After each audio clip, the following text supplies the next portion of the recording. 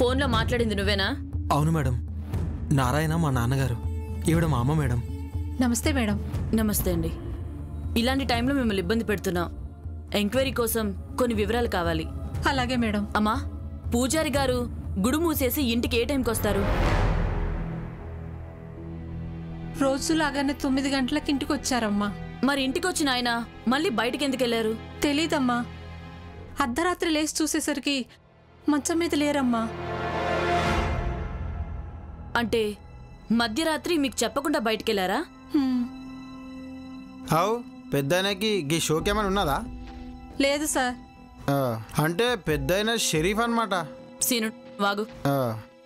అమ్మా, ఎవరైనా ఫోన్ చేయడం గానీ లేదా ఇంటికొచ్చి పిలవడం గానీ చేశారా? ఒకసారి బాగా గుర్తు తెచ్చుకోండి. లేదమ్మా. నువ్వేం చేస్తుంటావు? ఎంబీఏ కంప్లీట్ అయింది మేడం, జాబ్ కోసం ట్రై చేస్తున్నాను. మళ్ళా నిన్న రాత్రి నువ్వేడికి పోయినావు తమ్మి? ఫ్రెండ్తో వీకెండ్ షోకి వెళ్ళాను సార్. ఇంటికి వచ్చేసరికి నాన్న ఇంట్లో లేరు. బయటికి వెళ్ళి వెతికాను, ఎక్కడా కనిపించలేదు సార్. ఓకే, ఆ టైంలో మీ నాన్నగారికి ఫోన్ చేయలేదా మరి? ఫోన్ ఇంట్లోనే పెట్టెళ్ళారు మేడం. ఆ ఫోన్ ఎక్కడుంది? నా దగ్గర ఉంది మేడం. ఒకసారి ఇవ్వు. ఇదిగోండి మేడం.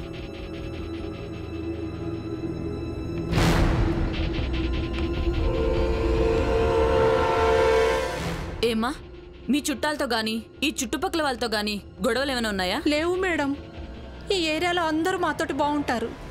దేవాదాయ శాఖ మినిస్టర్ వాళ్ళ ఇంట్లో ఏ ఫంక్షన్ అయినా మా నాన్నగారిని పిలుస్తారు మేడం. ఈ అమ్మాయి ఎవరు? మీ చెల్లెలా? కాదు, మా అబ్బాయి ఫ్రెండ్ అమ్మా. ఫ్రెండా? ఇద్దరు మంచి ఫ్రెండ్స్ మేడం. నీ పేరేంటి? రిషిక మేడం. ఏం చేస్తుంటావు?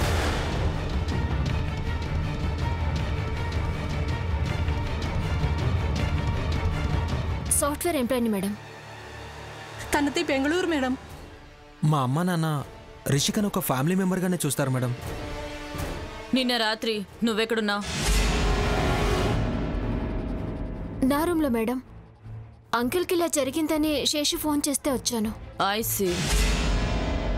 సరే, మీకెవరి మీద అనుమానంగా ఉందా? నాన్నగారికి ఇల్లు గుడి తప్ప బయటెవరూ పెద్దగా తెలియదు మేడం.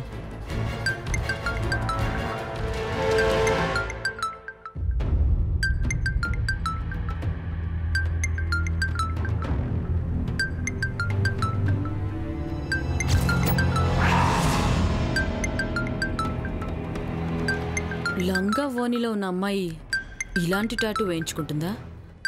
అది కూడా నడుం దగ్గర.